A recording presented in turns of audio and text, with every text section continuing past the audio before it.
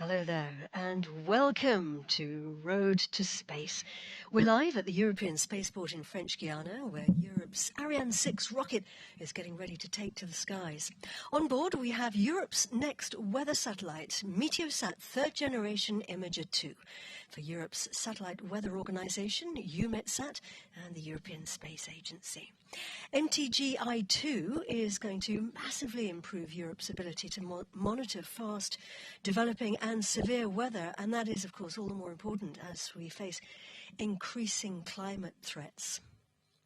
We are about 16 kilometres from that pad. We're in the Mission Control Centre overlooking this glass structure, which we call the fishbowl, which is where the operational teams are focusing hard right now before launch. And I'm joined in the commentary box by Samuel Rogers from Arianespace.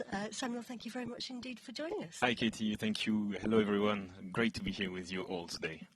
Samuel, this is actually a bit of a first for Ariane 6, isn't it? Yes, indeed. It's a first because we are targeting a special orbit, geostationary transfer orbit. Of course, we reached this orbit already several times with little sisters Ariane 5 or even Ariane 4. But today is indeed the first, the first for Ariane 6. Yeah. Yeah, so very, very important. And Samuel and I are going to be with you throughout the launch today, from launch to separation of our satellite. And we've got a lot going on in the show, haven't we? Yes, we'll see the Ariane 6 launch zone.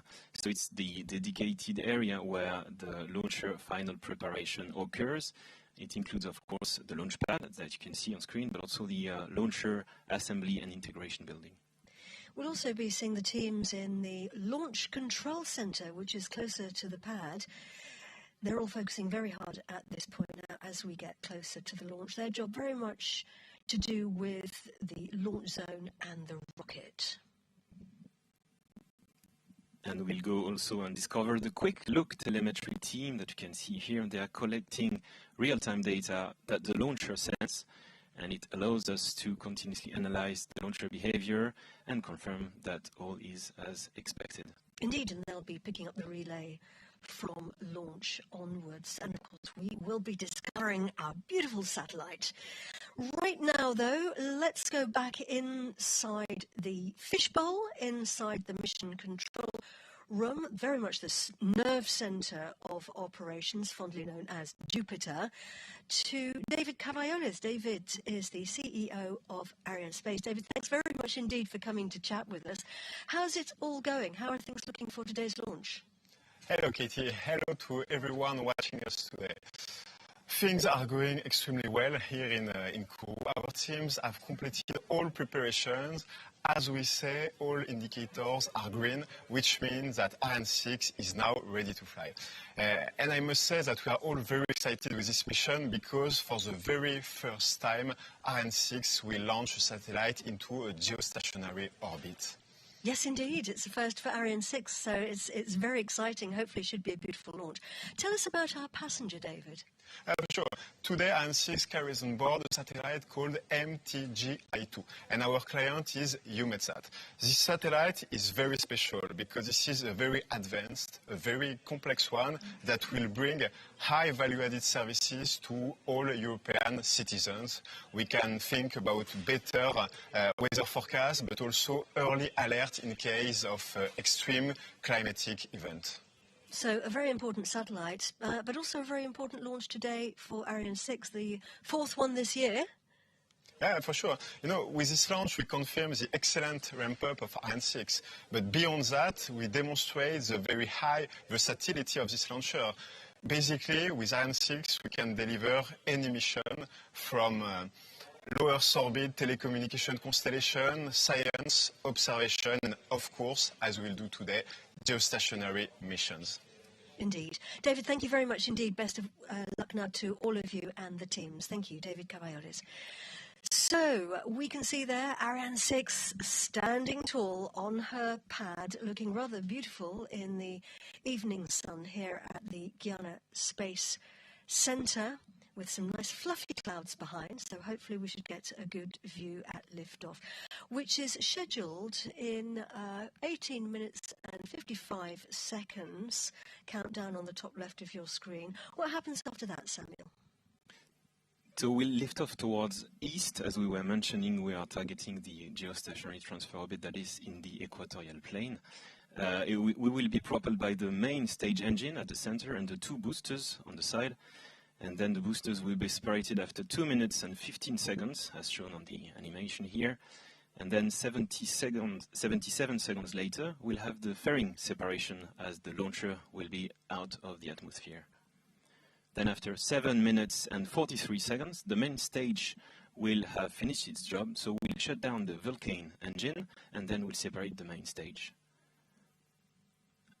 Then 8 seconds later, we'll fire the upper stage engine, which is called Vinci engine, and it will burn for almost 14 minutes, and this is the step that will put us into the requested transfer orbit towards the geostationary orbit. Then we'll have Vinci shut down at the end of the boost, and after that we'll have a number of maneuvers to spin down the launcher first, and then to orient it, and finally to generate a low spin. All of this be able to separate our, as shown on screen here. Later, the last step of our mission will be an end-of-life maneuver, increase the launcher altitude and hence in orbit. And once MTGI-2 is released, it's going to take about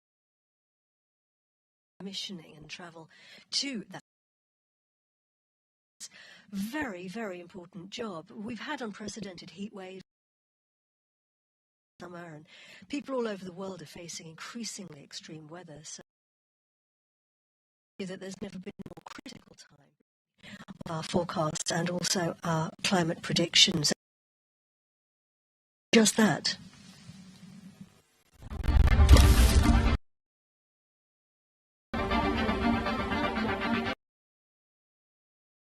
The weather never stands still. A storm can break in minutes. A wildfire can spread rapidly across. This is where MTGI-2 enters the story. Launched Guiana, the satellite will deliver high-resolution images of Europe in 1.5 minutes, a rapid moments of change into data forecasters can analyze and act. SAT will operate MTGI of rapidly evolving weather events previously almost invisible, nowcasting and more. MTGI-2 is much more final building block in the Meteosat Third Generation system. Of the atmosphere, the better able. MTGI-2 is another important step towards that. In better forecasts and ultimately in safer and more resilient societies. Through the Meteosat Third Generation program, Europe is building the most complex geostationary system ever launched, enabling severe weather to be tracked from the earliest signs of atmospheric instability way to the development of clouds and convective storms. Developed by ESA in partnership with EUMETSAT, this new generation of satellites is triggering a leap forward for weather observation from space. Europe establishes a world-class capability for geostationary observation of meteorological variables. And those will ensure that weather forecasters, climate scientists have the data they need to provide critical information and to support everything that citizens need now and for the future. At the heart of MTGI-2 lie two remarkable instruments. The flexible combined imager, revealing the atmosphere in unprecedented detail, and the lightning imager, constantly watching for lightning activity. Making that vision work 36,000 kilometers above Earth required the expertise of teams led by Thales Alenia Space. MTGI-2 will complete the first family of MTG satellites and will enhance forecasting accuracy for Europe. It will significantly strengthen early warning capabilities and help better protect populations in severe weather events. Our teams at Thales Arianespace are extremely proud to be part of this success story alongside with OHB, Leonardo and all other contributors. With MTGI-2, some of nature's fastest evolving weather events will become visible to us sooner and in finer details. And when the atmosphere writes the next chapter, Europe will be watching from the very first line. We certainly will, and the satellite is riding on board Europe's 9th Ariane 6 rocket. There's its Vulcan engine there that we're looking at. But the parts are built in different countries, aren't they, across Europe? Yes, that's correct. The core stage is built in France. The upper stage on top of it is from Germany, and the boosters are from Italy and France. And at the very top of the launcher, the fairing is made in Switzerland. And all of these elements are coming together to the spaceport in French Guiana here, where we do the final assembly. That's right, and to bring them here we actually use a boat. It's a rather special boat, specially designed. It's called Canopée and it uses sails. Yeah, indeed, it's a new kind of cargo ship. It's hybrid powered. It uses, as you said, the four sails that you can see here unfolded, and the wind to cut the emissions, to make the journey cleaner and more efficient. It also uses, in addition, a smart routing. This further helps to cut the emissions and keep Europe's launch hardware moving reliably across the Atlantic. This ship Canopée was purpose-built for forensic logistics, and at the end it means fewer delays, smoother transatlantic crossing, and more predictable delivery timelines.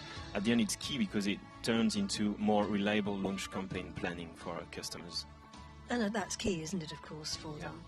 Oh, but also, look at that, it's a very beautiful sailing into the port here at the spaceport in Kourou, and Canopée, of course, after the canopy of the forest. Right, well, the final countdown actually started about 9 hours ago. We're now 11 minutes and 41 seconds into that. Lots of operations during that final countdown. What have people been doing? Yeah, lots of operation happening. It started with the removal of the mobile gantry that you can see behind the rocket here, revealing Ariane 6 on its pad. And after that, we have proceeded with flushing of the propellant lines to remove any leftover humidity. And then we had a cooling of the lines and the start of the fueling of the tank. which started around 5 hours before launch. And in parallel, we had pressurization of the different systems, electrical checks and arming, and of course getting the telemetry and the radars ready. Nice shot there of those lightning towers on the pad. Everyone across the range inside the buildings is looking at what we call the status panels, or the panneaux d'hiver in French. There they are. Yeah, you can see them on the left-hand side there in the Mission Control Center. They're all green. We like to see green status panels. What are they actually showing us? I mean, I know they're showing us the go, no-go status. It's a bit the giant traffic light of the whole base, and showing the status, the readiness of each of the systems necessary to make the launch happen. And we have roughly 3 main groups of systems. So first one is Ensemble de Lancement and Launcher on the top. And then the second one is, of course, our passenger, NTGI-2. And then we have a third one, the range, which includes telemetry, radars, weather, and the safety, both on ground and during flight. We had the pre-final weather check at T-20. This is now the time for the final weather check. The weather status panel has remained green, so that's good news. We are go for launch in the weather department. We're looking at some nice fluffy clouds, but some clear skies here at the Spaceport. We are on the northeastern coast of South America. A reminder that this is the Amazon rainforest we're looking at. Very beautiful, very hot, very humid, and very wet. It can rain, it happens. Lots of rain. But we're not fearing really the rain. We are checking other parameters for the weather to be okay. Mainly 2 things we are checking. First one is the wind, both the intensity and the direction of it. We call it high altitude winds because the layer we are checking is between 10 and 20 kilometers altitude. We want to make sure that in case of launcher malfunction, the safety is okay. Of course, the launcher sustains a high wind. And then the second point we're checking is the lightning risk. On the pad, as you can see here, we have 4 giant masts protecting the launcher on the pad, but during the flight, we want to avoid that the launcher is hit by lightning. This could damage avionic equipments, for instance. So how do you actually find out what's happening up there at altitude, and how do you test for the weather? So there is a weather station here, and you can see the picture of it here on the screen, and they are using weather balloons carrying instruments, as you can see, that send back information about atmospheric temperature, pressure, or humidity, and completed by a number of other sensors around the launch base and the coast. They can predict what the weather conditions will be at liftoff. Shot there of the fairing. Inside there is our satellite waiting to start its ride. And preparations for the launch actually started a couple of months ago. It's called the launch campaign. Our cameras have been following events, haven't they? Yeah, indeed. And it started, as we mentioned before, by the arrival of Canopé ship here in French Guiana on the 14th of July, carrying the sections, the parts of Ariane 6. Smallest one is the upper stage, and the larger container is the main stage.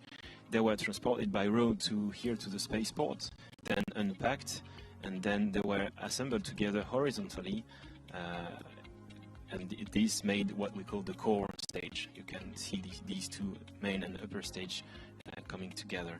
And then the core stage was transferred to the launch zone, located 800 meters away, with an automated guidance vehicle. This was done on July 31st. Then it was lifted up and placed below this mobile gantry, the giant building that is protecting the launcher while it's being prepared on the pad. And then, once ready, the 2 boosters on their side were transported to the launch zone and attached to the central core. Our passenger NTGI-2 arrived by boat in French Guiana on 12th of June. Then he was prepared during 2 months with a number of checks after transportation, as you can guess. Then he was filled with propellants on the 11th of August. You can see using for that operation. On the 18th of August, we've started what we call the combined operations. Combined because it's both launcher elements and satellites. And so it was assembled to its launch adapter and then covered transferred to what we call the encapsulation building. It was then covered by the fairing, as you see. And 3 days ago, this satellite plus fairing assembly, what we call the upper composite, was transferred to the launch zone. It was then lifted and integrated on top of the launcher. Over the last days, we had last safety operations, the arming of the pyro systems, the pressurization of our helium systems, and today we have started the final countdown. And the gantry, of course, that massive, giant structure just behind the rocket that you can see there. Very, very impressive to see that rolling back on rails. So, yeah, quite something. You can't see them very well, but on the right and left you can see the flame trenches, Samuel. Yes, here you can see one. This is actually giant, and this is the place where the exhaust fumes will get out, and this will be the first sign of the firing of our rocket. À tous, final lanceur. Top. He's announced the beginning of the synchronized sequence. Yes, indeed, and there is a lot of vital operations here that are currently running. These operations are very precisely timed, combining different checks, pressurization of the cryo tanks, activation of different systems and valves, and actually the control of the operations is gradually being transferred from the ground to the computer of the rocket. It will be later the onboard computer of Ariane 6, which will actually send the command to ignite the Vulcan engine at the center of the rocket, and then the same computer 7 seconds later will check that this, you can see the nozzle of the Vulcan engine, that this engine will work properly before sending the command to ignite the 2 boosters. Sorry, my microphone was off. We have a launch window today. Yes, indeed, a 2.5 hours launch window, so this is comfortable, and if we need to stop for any reason, then we have time to reset the clock. Now, excuse me, folks, a bit of a cough there. The teams watching over these operations are in launch control. Yes, indeed, and they are the teams that are getting the launch pad and the rocket ready for liftoff. As you can see, it's a rather busy place here. They're located in a building very close to the pad, but protected, sheltered. They are sending the various commands we were talking about to the launcher to turn the launcher avionics equipment on, for instance, to fill the propellant tanks, to pressurize them, and to do all the tests step by step to confirm that the launcher is ready for launch. And in another room, just behind them, behind a glass window, we have another team. You can see them, the engineering teams, that are monitoring all these operations closely, making sure that all the parameters are as expected. They are following all parameters, but typically temperatures, pressures, or electrical currents, for instance. Getting close, getting close now, Samuel.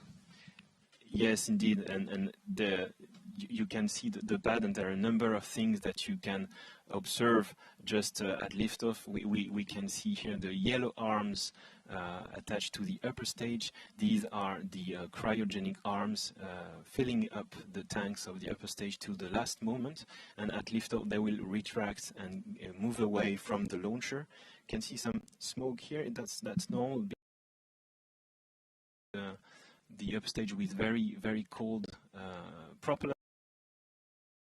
hydrogen and liquid oxygen that are minus 253 degrees for the hydrogen, minus 180 for the oxygen, so that's why they are constantly evaporating.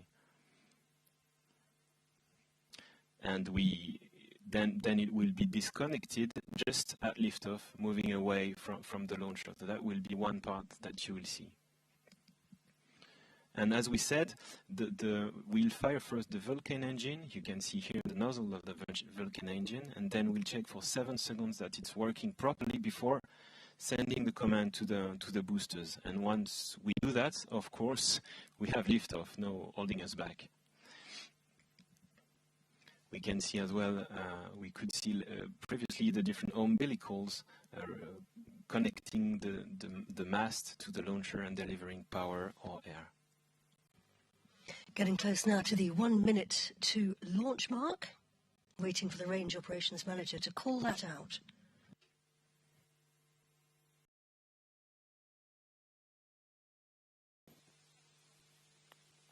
À tous de DDO. Attention pour moins 1 minute. Top. H0 moins 1 minute. 1 minute to launch. Our very best wishes to Meteosat ESA, who's worked so hard for today. Good luck, everyone.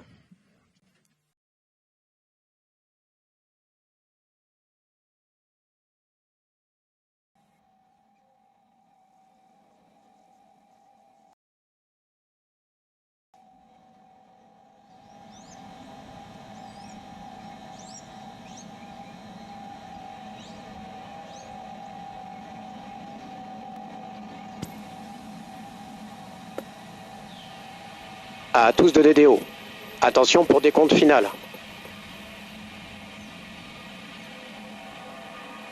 10, 9, 8, 7, 6, 5, 4, 3, 2, 1. Top. Allumage des ESR et décollage.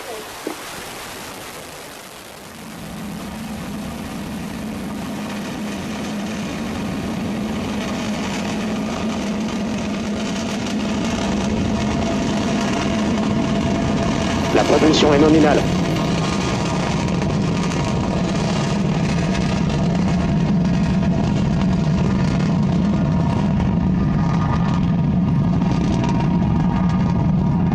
La propulsion est nominale.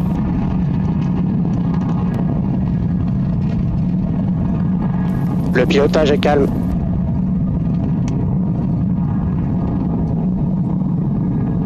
Tous les paramètres à bord sont nominaux.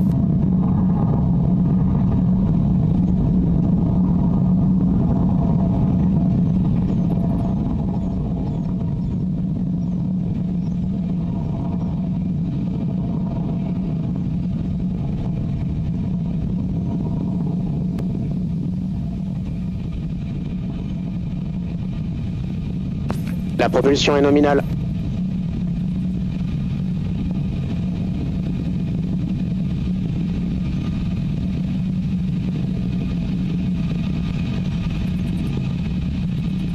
While Ariane 6 is passing by.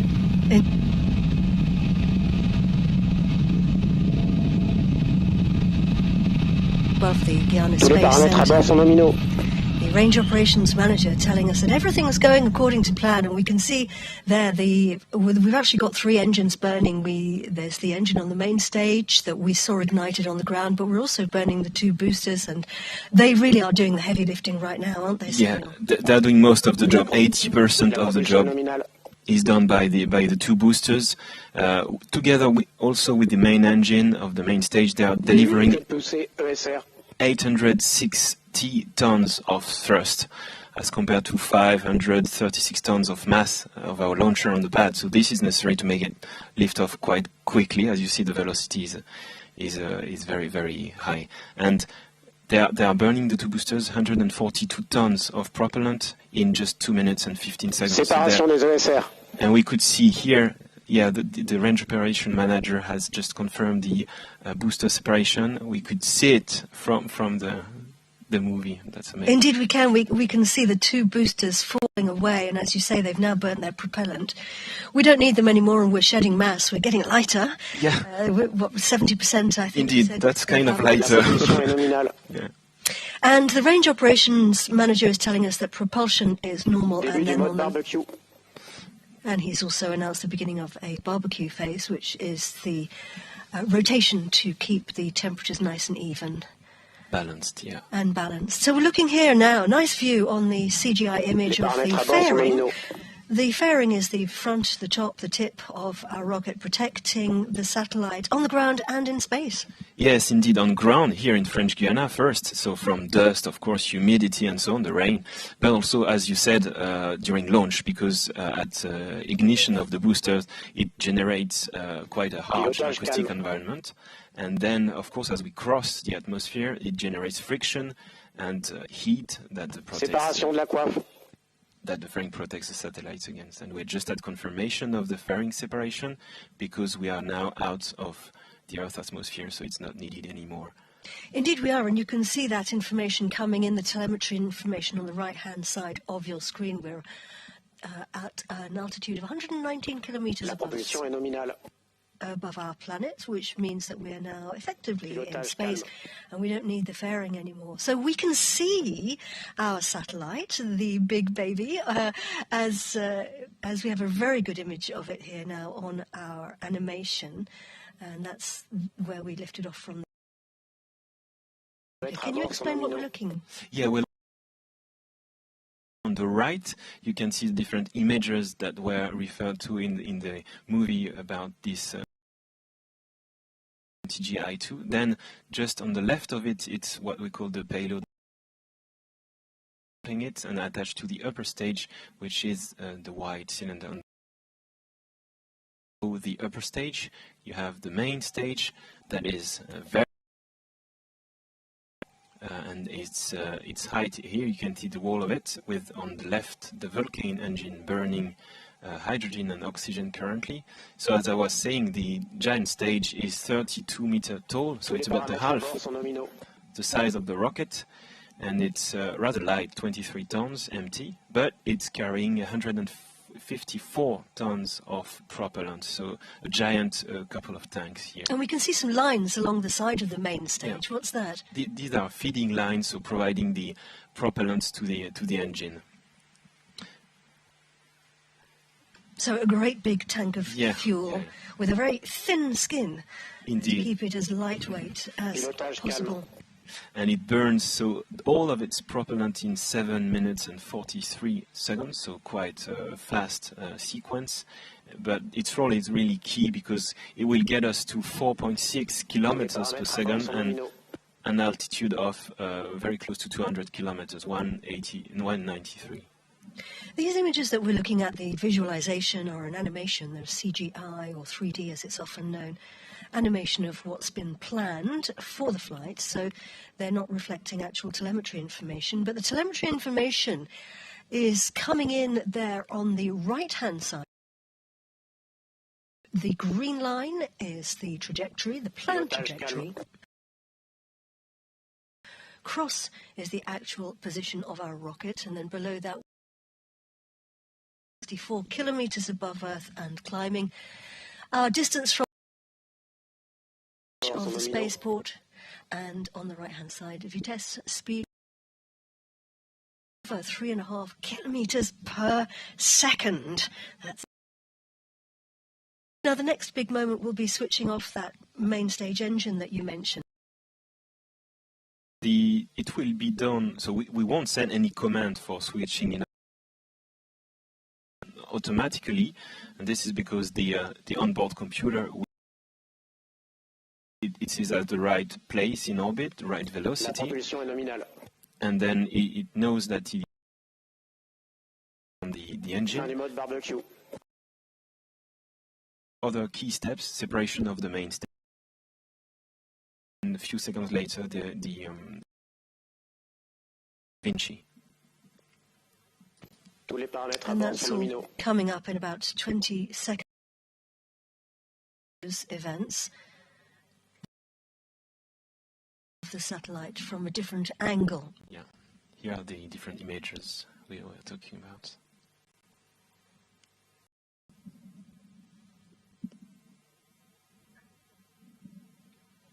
Extinction Vulcan. So we have that confirmed. The engine, the Vulcan engine, switched off. And this is how the jettisoning looks.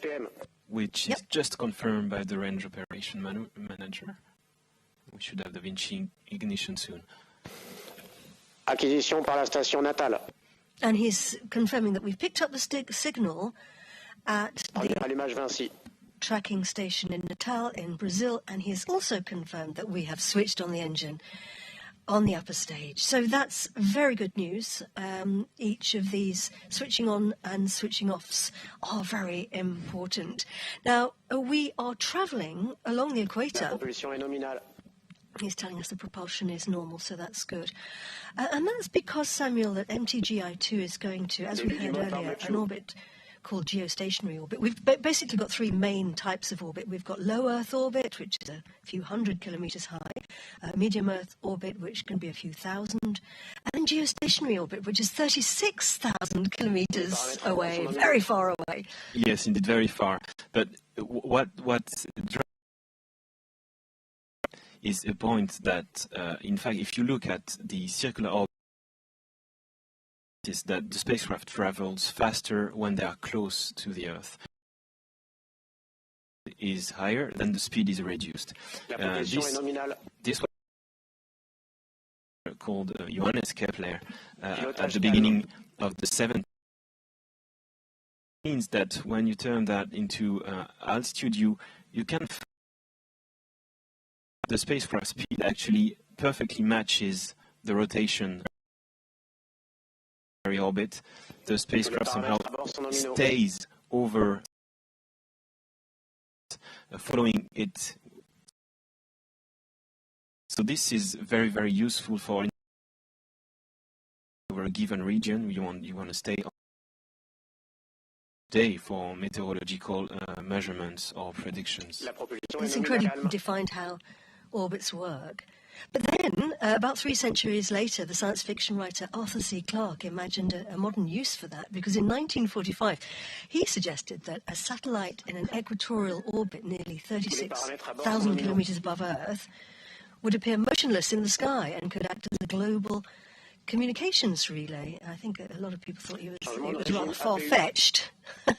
But actually, he was right all along, and of course, together, Kepler's physics and Clarke's imagination have given us the geostationary satellites that we rely on today. So quite something. 10 minutes and 47 seconds into our flight. On the left-hand side of your screen are the main events as they are planned to occur. You can see the next one will be the end of the Vinci upper stage burn. So the tracking stations along our flight path along the equator are collecting the information from the rocket as it flies over, and they then transfer that, they relay it to the teams here at what we call the CVI, or the Quick Look Telemetry team. Yeah, you can see them on the screen here. They are collecting currently the real-time data which the launcher sends to these different ground tracking stations. It includes many data, but typically the status of the engine, the trajectory, the flight control, and they are comparing live these data that the rocket sends to what was predicted. This allows them to continuously analyze the launcher behavior and confirm that this is as expected. And of course, they can confirm at the end that the separation is planned, is separated. I mean, is confirmed as planned. They have an internal comms loop, don't they? Yeah, to the range operations manager, who then confirms the key steps and share it with all of us. Doing a very important job there, and lots and lots of information all coming in very quickly, so they have to really concentrate hard. So there we have our satellite, MTGI-2, attached, hurtling through space. And satellites are vital for monitoring the climate and forecasting the weather because, well, I guess it's fairly obvious, but from space you can see things and detect things that you cannot see or detect from Earth. And they send regular data day after day over long periods of time. And that helps scientists to understand the bigger picture, but also to focus in on the details, so that's very important. Now, Meteosat Third Generation satellites are a highly innovative system for Europe and Africa, and they are the latest chapter in a long partnership between EUMETSAT, the organisation in charge of managing Europe's weather satellites, and the European Space Agency. The full MTG system is made of 6 satellites. 4 of those are imagers, and 2 of those are sounders. And if you want to know more about what that means, then you're in the right place. Now is Graham Mason. Graham is the meteorological European Space Agency. And Graham, thank you very, very much to have a chat with us. Thank you Graham, for having me. let's just start MTGI-2 so important? Well, and MTGS-1, which are already in orbit. MTGI-2 completes the in-orbit of the Meteosat Third Generation satellites. The two images on 500 meters resolution or 1 kilometer depending on the channel, while the sounder has about 17,000 channels and allows to provide vertical profiles of the atmosphere, temperature, humidity and so on. But this much. Just going to just interrupt you there to say that we have acquisition at the next tracking station, so that's good to hear. Yes. With the two imager satellites, it allows the two imagers to do different tasks. So MTG-I1 will do a full image of the whole Earth disk, which takes, for the high resolution in channels, that is about 500 million pixels. Wow, that's a lot of pixels. And it does that in 10 minutes. Mm-hmm. Whereas the I2 satellite will then focus on Europe, and it will do a repeat of the European area, including the Mediterranean and North Africa, every 2.5 minutes. So that will allow to track fast evolving weather situations. And it's got some clever instruments on board, hasn't it, to do just that? Yes, the first instrument is the Flexible Combined Imager. That's a visible and infrared imager, and it's the world-leading geostationary imager, so beating the others in terms of performances. It is 16 spectral bands, and the other instrument we have is the Lightning Imager, sophisticated instrument with 4 optical heads that continuously monitor about 80% of the, or more than 80% of the Earth's disk in a very narrow spectral band, 777 nanometers, which is where an oxygen triplet emits, particularly in lightning. So I'm going to say that's the technical stuff. How does this actually help us to really understand what's going on, particularly at the moment we're having a lot of very extreme events? How is this going to help us? Well, as I said, the Flexible Combined Imager and MTG-I2, it will provide rapid scans over Europe every 2.5 minutes. And that will allow to monitor these things. So just to give some examples, the infrared channels there can be used to monitor wildfires. And with an update of every 2.5 minutes of how those are evolving, that's incredibly important for tackling those and resolving the damage. The other issue, of course, is with rapidly evolving extreme weather systems, the imagers can show all that, and by combining the lightning imagery together with that can really help in identifying these rapidly moving, evolving systems before they get to extreme weather events. Well, that's very, very important, isn't it? Very important for the emergency services as well to try and work out which way things are going and then plan and predict. So, I mean, this has been a huge collaboration of teamwork, hasn't it, Graham? And lots of different people working together to make this happen. Yes, first of all, I have to say, I think the MTG satellites have already proven to be world-leading in terms of performances. The first MTG imager took 12 years to design, develop and build. And the second one has taken a further 4 years. So these have been done by many teams across Europe. The lead contractor has been Thales Arianespace, but it's a consortium of over 70 companies across 18 different countries, 200 subcontracts with over 2,000 people working on this at the peak. And I have to say that developing such complex satellites has only been possible through the professionalism, dedication and fantastic teamwork between all the teams involved. Indeed. Graham, thank you very, very much indeed for coming to talk to us about. You're absolutely right. Let's go over now to Thales Arianespace and to Olivier Brise, who is the program manager at Thales Arianespace for our satellite, MTG-I2. They have huge expertise in this field, and I think he's absolutely the right person to hear about it from.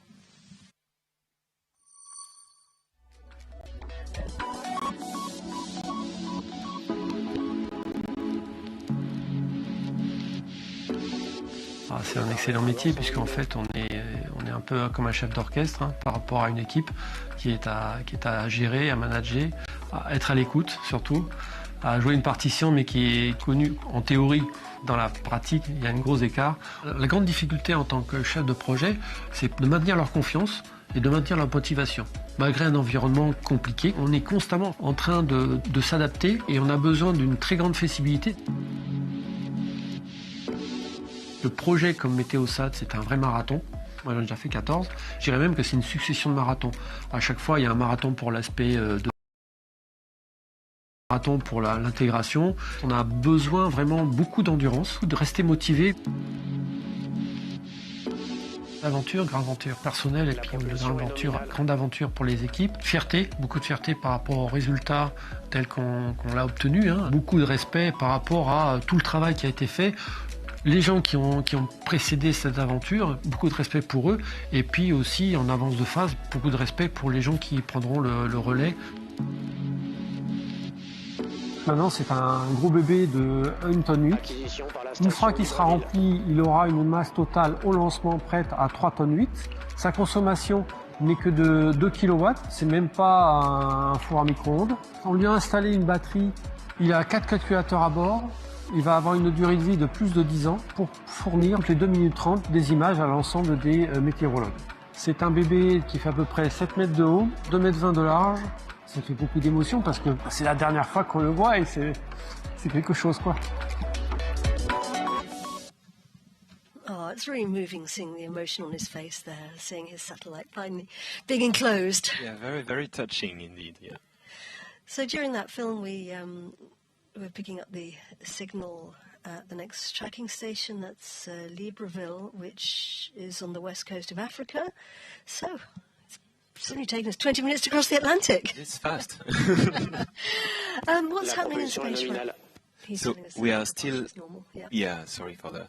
We are still burning the upper stage Vinci engine. So we are getting close to the end of this burn, and this is a very key moment of the mission. So that's coming up. The next moment, the switching off of the engine, and you can see there. Recap on the right-hand side. He's telling us everything's going well.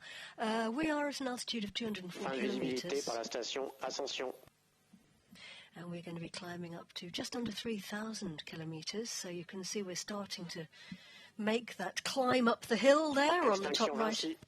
So just confirm the extension, so switch off of the Vinci upper stage engine. So it means that's a very important milestone. It means we have reached the target orbit today, and that all the previous steps we went through, so the boosters, the main stage, etc., were built to bring us here. So this is really important. And coming is the next steps. So there will be different maneuvers to orient the launcher and to do so to meet the requirements that were expressed to separate then MTG-I2 in the right direction. Indeed. And Europe's Weather and Climate Satellite Agency, EUMETSAT, doesn't just fly the satellites, they also process the data that our satellite's going to be sending down. They deliver the real-time information that meteorologists use to make forecasts accurate and keep people safe. So that's very important, of course, and even more so now than ever before. We all use the daily forecast, of course, to plan our activities and our barbecues, but this summer's heat waves and wildfires show exactly why the data from EUMETSAT's fleet becomes even more crucial.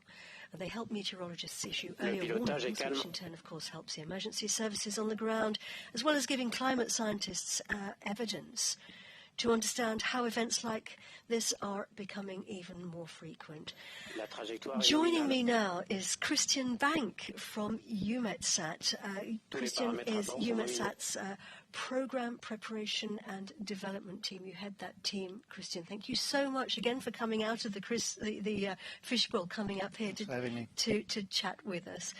Christian, it's a very important satellite, isn't it? And understanding how the weather and climate are changing are very important. MTG-I2 are going to help us with that. Absolutely. We're very happy that we can now complete the MTG family with this third satellite, 2 already flying, as Graham just before me mentioned. And the complement of these 3 satellites will provide us with all the necessary information that we can use, on the one hand, to monitor shortly, also in the long run, the climate evolution. And what's so special about this particular satellite? Adds one very important capability to the whole set. In 22 provides a global coverage every this particular satellite is every 2.5 minutes off Europe and the Mediterranean, so that we can monitor actually the evolution of extreme weather conditions like thunderstorms or even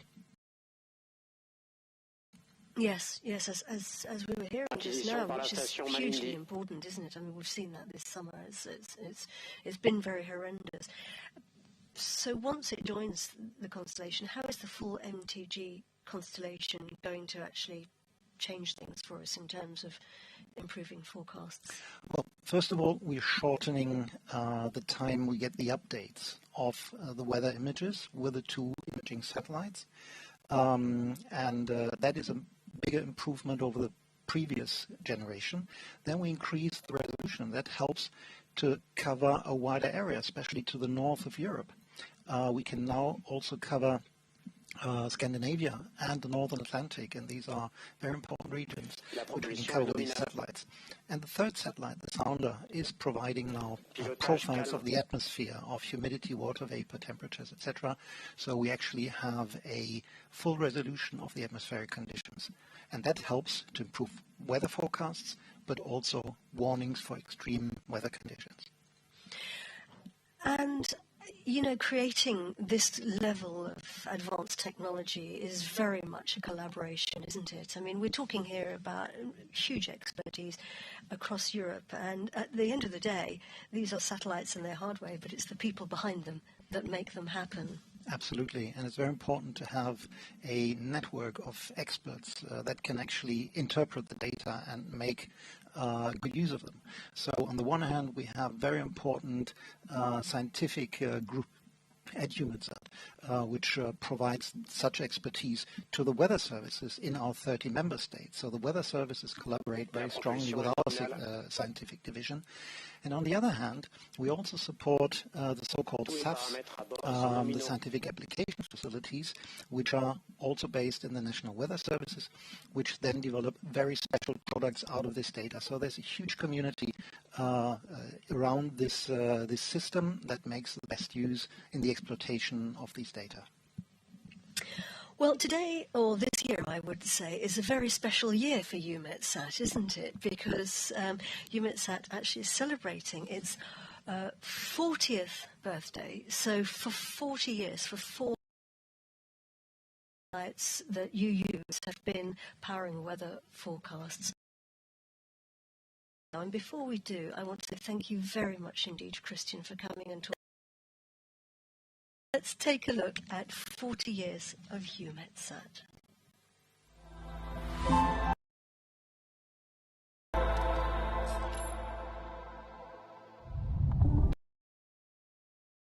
This is the story of how Europe developed Earth from space, monitor weather and climate, and help protect cities. In 1980, to create EUMETSAT, turning this vision into a long-term. From the very beginning, EUMETSAT draws on the Meteosat program from geostationary orbit. The organization grows. 3 in 1988, EUMETSAT strengthens its operational capability, its network of international partners. Following a US satellite failure, Meteosat 3 is repositioned, proves critical in anticipating hurricanes such as Andrew. EUMETSAT's mission expands to include climate monitoring, recognizing to understand changes in the 1995 marks another takes over satellite operations from ESA. From its new headquarters on the clock, ensuring continuous coverage over Europe and Africa. A new phase begins. In 2002, Meteosat Second Generation enhanced. Then, in 2006, Metop A, Europe's satellite, provides a global view of the atmosphere. Flying from pole to pole, it delivers detailed measurements of temperature, humidity, and atmospheric composition, feeding numerical weather prediction models and improving forecast accuracy days ahead. At the same time, EUMETSAT expands its role in supporting European programs through the operation of key Copernicus Sentinel missions, starting with Sentinel-3 and Sentinel-6 for ocean observation. EUMETSAT becomes a trusted global partner, fulfilling the vision of its founders. Today, a new generation is carrying this mission even further. Developed in partnership with the European Space Agency, Meteosat Third Generation, launched from 2022 onwards, enhances observations from geostationary orbit with higher resolution and more frequent imagery, alongside real-time lightning detection. In 2025, MTG-S1 and Copernicus Sentinel-4 introduce new capabilities, including three-dimensional observations of the atmosphere and continuous air quality monitoring over Europe. Meanwhile, Metop Second Generation A1, together with Copernicus Sentinel-5, strengthens global atmospheric monitoring from polar orbit, carrying 6 cutting-edge missions, including next-generation infrared sounder, ESA-NG. It delivers more precise data on temperature, humidity, and atmospheric composition. Together, these missions form a unified system dedicated to improving weather forecasting and early warnings, monitoring climate change, and helping societies adapt to its impacts. 40 years ago, EUMETSAT was an idea. Today, it is a critical infrastructure for the planet. Because behind every satellite, there is a purpose: to warn earlier, to understand better, to act faster. And in a changing world, that makes all the difference. This is EUMETSAT. Trusted in space, essential on Earth.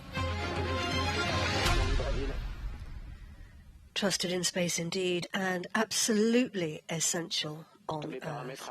And right now, the latest satellite to join the fleet is hurtling through space, attached to what's left of our rocket, the upper stage, heading towards its delivery orbit. And as we said, it's going to geostationary orbit. That's 36,000 kilometers above our planet. But actually, the rocket's not taking it all the way there. It's going to drop it off at just under 3,000 kilometers. We call that a geotransfer orbit. And the satellite will travel the rest of the way on its own. Yeah, indeed. Yes, correct. In fact, the orbit on which we'll separate MTG-I2 is it looks like an ellipse. It's an oval-shaped orbit. Remember Kepler we talked about earlier? He was the one who discovered at the beginning of the 17th century, again, that the planet orbits were around the sun were actually ellipses. He's saying everything is fine. So it's just as our orbit today that is also an ellipse. So an ellipse, I mean, you could think of it, I mean, I know you said it's an oval, but I guess you could think of it as the shape of an egg, with the yolk, the yellow part, inside the oval at one end, and then what the sort of the egg shape is the far end of the oval. And the yolk would be the Earth. The Earth, of course, and yes. Our spacecraft orbiting the Earth on that oval shape. And this oval shape has a closest point to the Earth, that is at 250 kilometers. And then the farthest point, of course, is the highest altitude we are targeting today, 36,000 kilometers. And today we'll separate MTG-I2 to an altitude just below 2,800 kilometers. And it, as you said, it will continue the journey up to 36,000. But I mean, thanks to the speed given by Ariane 6 with the previous steps we had, it will use then its own engine, the spacecraft engine, to circularize the orbit and stay at 36,000 kilometer altitude. So it's clever stuff. Ahead, it's going to take it about 6 months to get to its final orbit up of different burns to get there, of course. So we're orientating ourselves, that confirmed there by the range operations manager. Whilst the early part of the launch was all about power and getting us away from the planet, and this part is all about precision and delicacy. And that's because we need to deliver the satellite onto a very specific orbit and in absolutely the right orientation. So right now, that's what's happening. The it's not getting only ready. Exactly. It's not only getting to the right place, but also pointing the right direction. And this is the aim of all the maneuvers that we've been performing over the last minutes. So on the separation orbit here, before separating the spacecraft, the launcher is slowly doing orientation maneuver according to what the customer has expressed in terms of spacecraft orientation for separation. So this is done very smoothly because we want to master very precisely both the direction and the speed, because we'll have a very low spin rotation. So that's why we do it really step by step, to have it very well mastered. And you can see actually that we are just very gently rotating at the moment. Indeed. To get the temperatures nice. Recap there, right-hand side of your altitude. We're getting really close now, aren't we, Samuel, to our separation? At the moment we're 2,585 kilometers. We're going to climb a little bit further. We're traveling an awful long way from the pad. And our speed 7 kilometers per second. Satellite, in fact, will kind of unfasten its safety belt because we have what we call a clamp band to its to the launcher, and so we'll unfasten the clamp band, and then that is used to gently push away the satellite in a very well mastered safe distancing without collision, but of course the distance.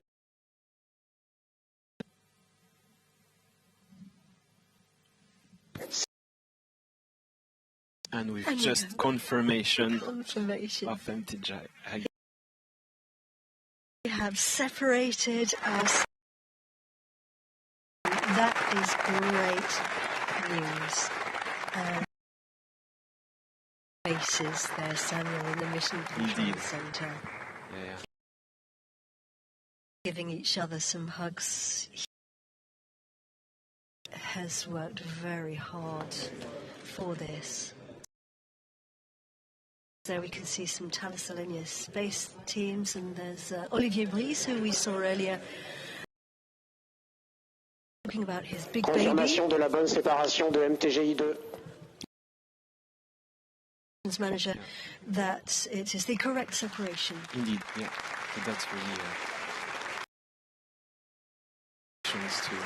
to all the teams that made this happen. So of course now look at these hugs. Lots of hugs. The team here, but for now flying the new baby. They are taking on the job. It's just the beginning. CEO is taking on what we call the launch and early. That's probably about the next 12 days or so. They satellite through its initial tests. But let's go back now into I believe is yes, David. Hi there. it's all been looking really nice. We're looking at lots of very happy faces.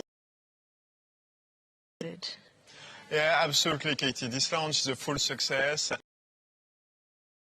Injected into the right orbit, and we are delighted.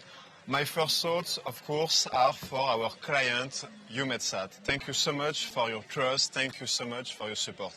I also would like to thank all our partners, the European Space Agency, the CNES, Arianespace, OHB, and all the other stakeholders. Of course, I would like to thank all the team involved. Once again, you have demonstrated that hard work, dedication, and passion leads to outstanding results. Thank you so much. It certainly does, David. Thank you very much indeed, and congratulations to you and to all the team. David, thank you. So, everybody here looking very happy. It was a very beautiful launch. We lifted off from the pad just over 40 minutes ago here at the European Spaceport in French Guiana. And I'm rather hoping we might be able to relive that launch with a replay for anybody who might have missed it.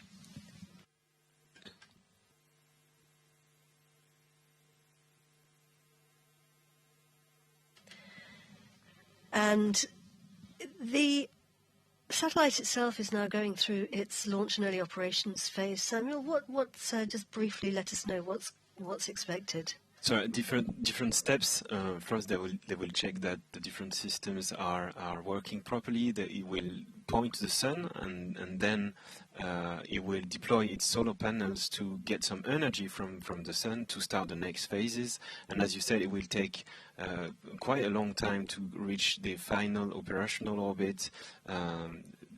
Testing step by step each of the systems of the spacecraft. So, as you said, this is the end of a chapter of the book, I would say, for many teams.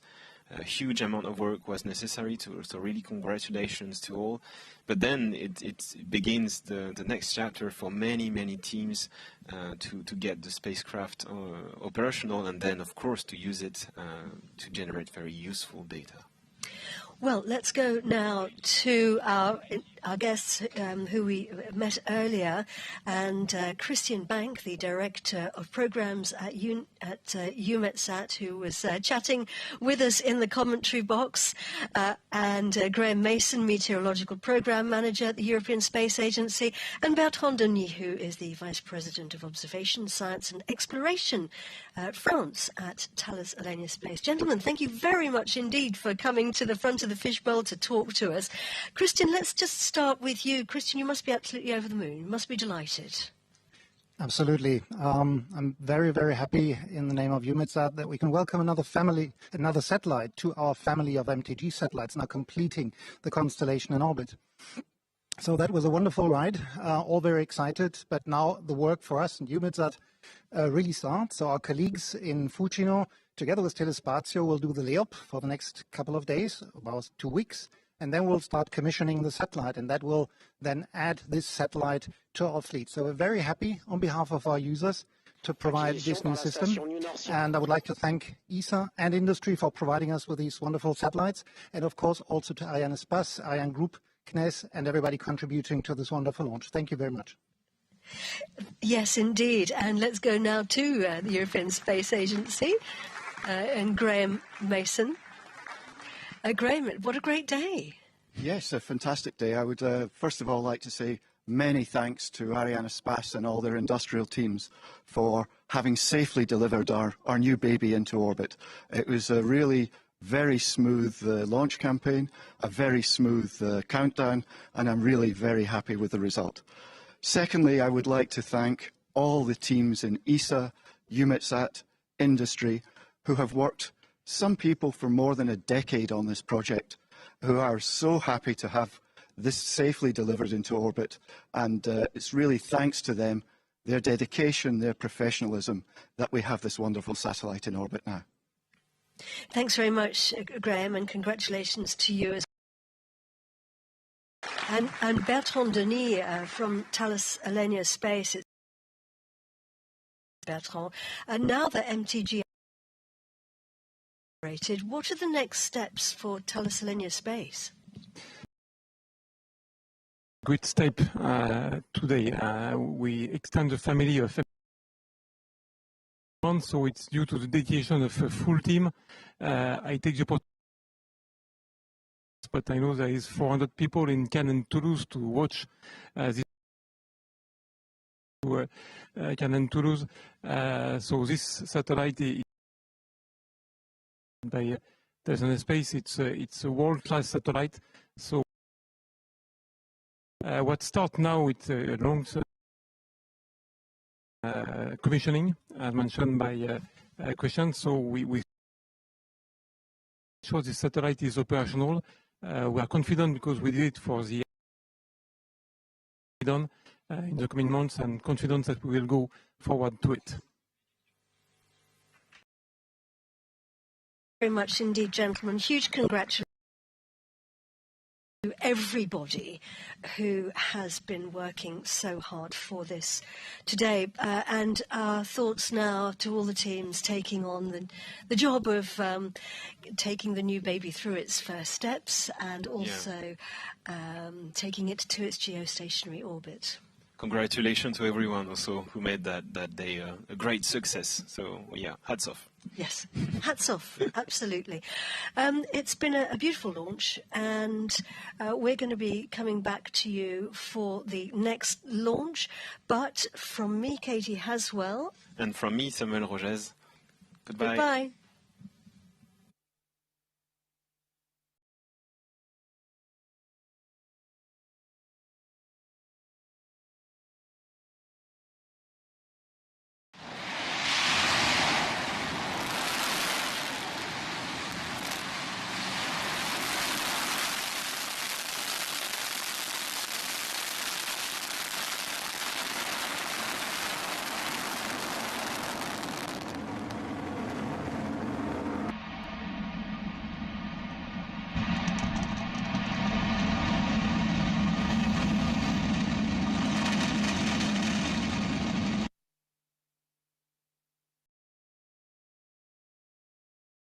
Le pilotage est calme, la propulsion est nominale.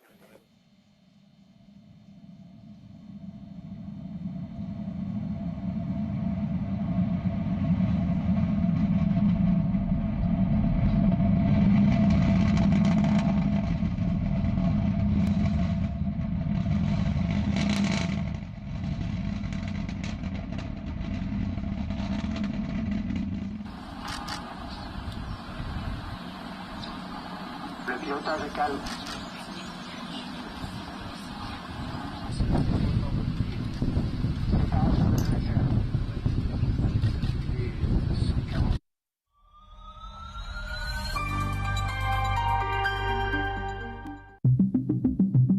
The launch starts the moment you partner with us, as we go above and beyond to understand your world from orbit, everything you've ever imagined, the value you bring home to Earth, all the lives you seek to improve. So, whatever your goals,